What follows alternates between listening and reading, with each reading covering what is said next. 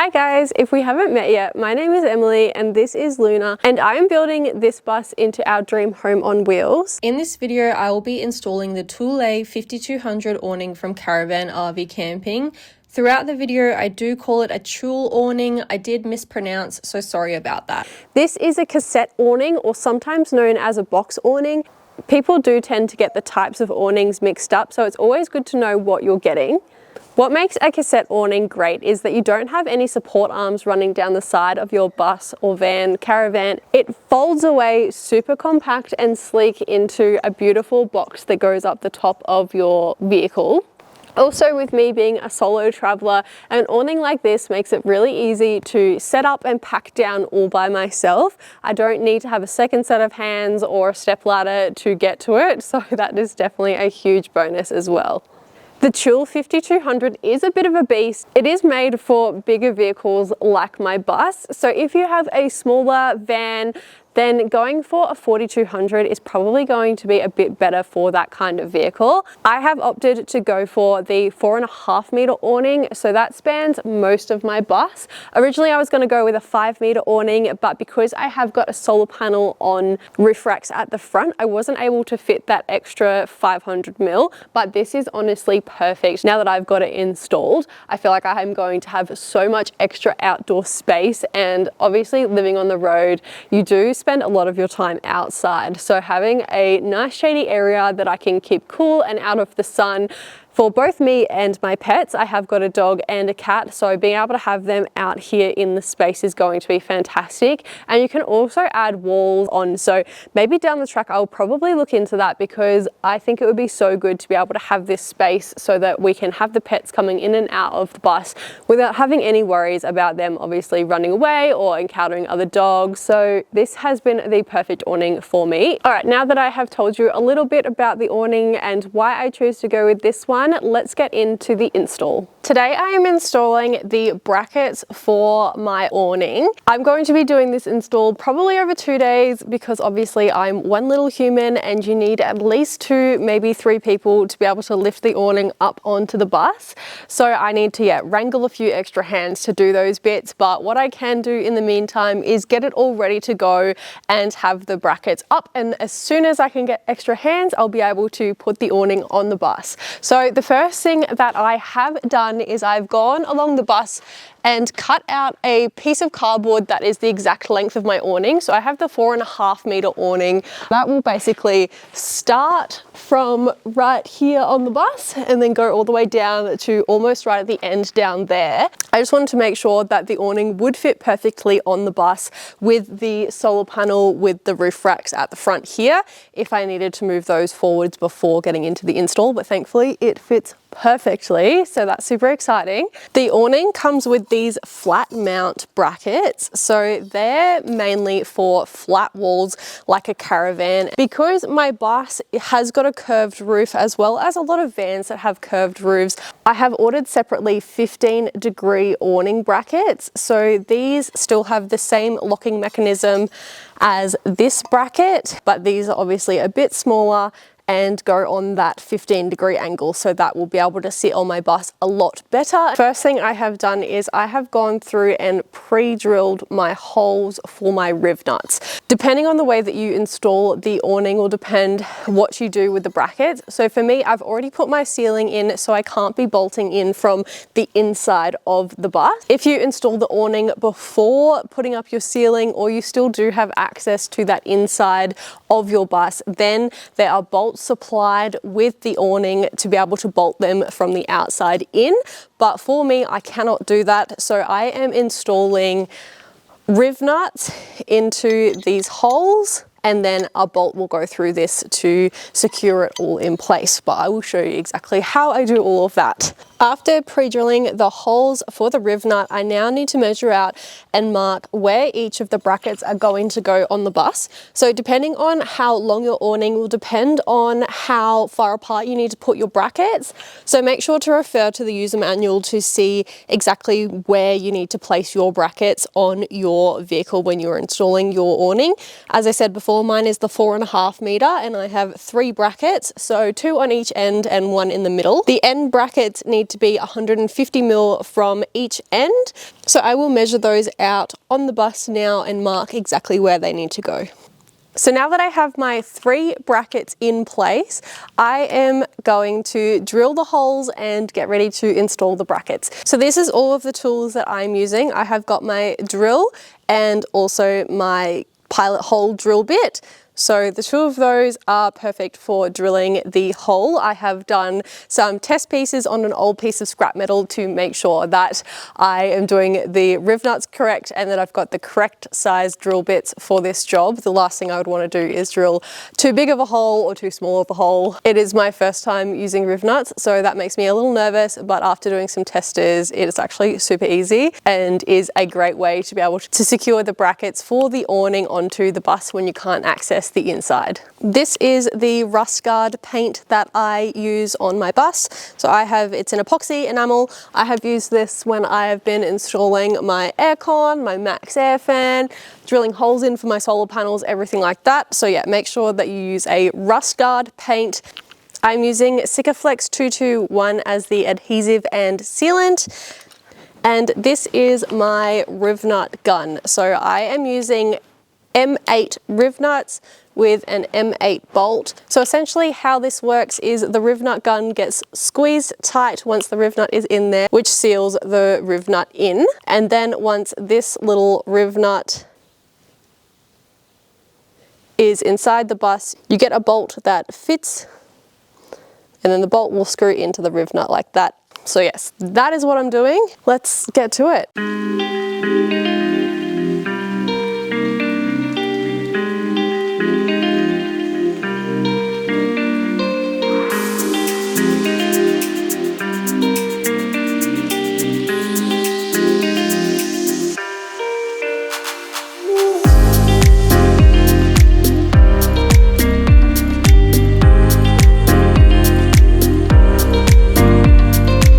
Okay, now that I have the holes drilled and perfectly aligned for the riv nuts, I'm going to take this off, clean up all of the metal shards, and then paint with the rust guard into the holes to protect that metal.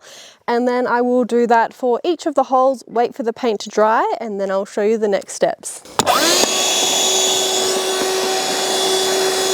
Now that the paint is dry, it is time to install the riv nuts and then the brackets. So what I'm going to do is install the riv nut directly into the bus and then bolt the bracket into the riv nut.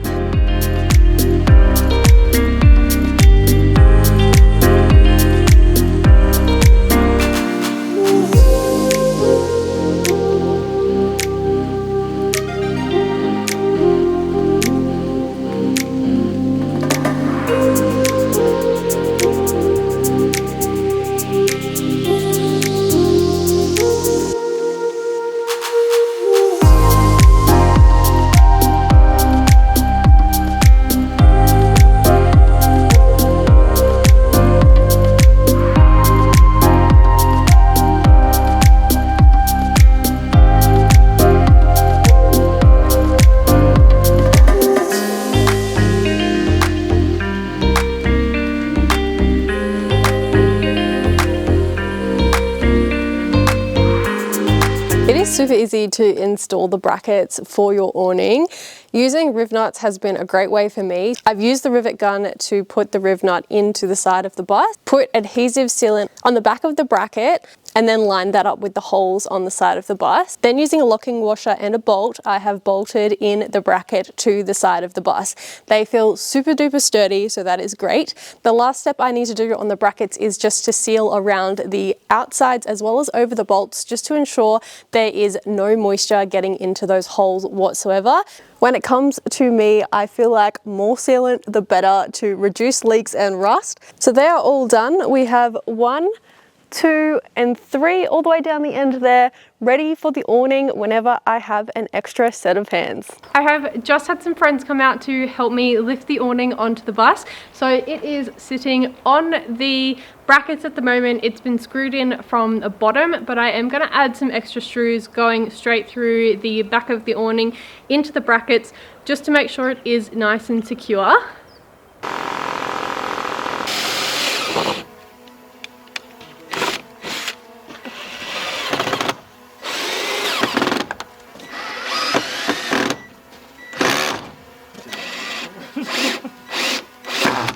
You just really need to make sure when you are screwing it in that it stays hooked in at the top, because I did have it pop off when I first tried to screw it in, but now, yeah, it's sitting nice on the brackets and pushed down onto those bottom support parts of the brackets. So very happy with that. I have wound it out probably about a foot so that I can get in to screw in those extra support screws into the back of the awning. And then we should be good to roll it all the way out and yeah, see how it goes from there.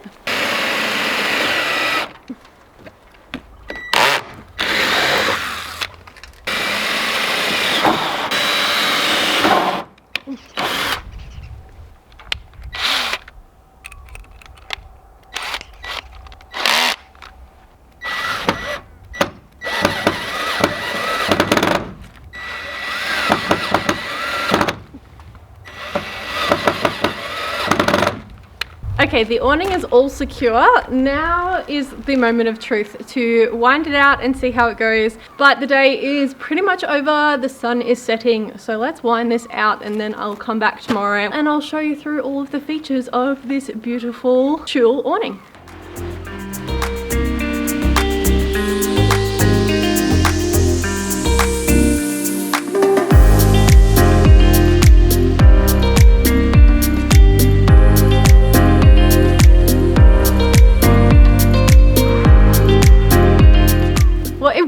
So that is amazing. It is getting dark and I need to take Luna for a walk. So we are going to come back tomorrow. I will show you through all of the features. Now that you've seen me install the awning, let me show you how easy it is to set it up. It comes with this pole. So all you need to do up the top here is a little slot for that. So you push that in and then twist it, and that locks into place. This you can twist and then that allows this to come down a bit lower, and then you tighten that back up again. And then once this is locked into place, you just start turning and it will start coming out.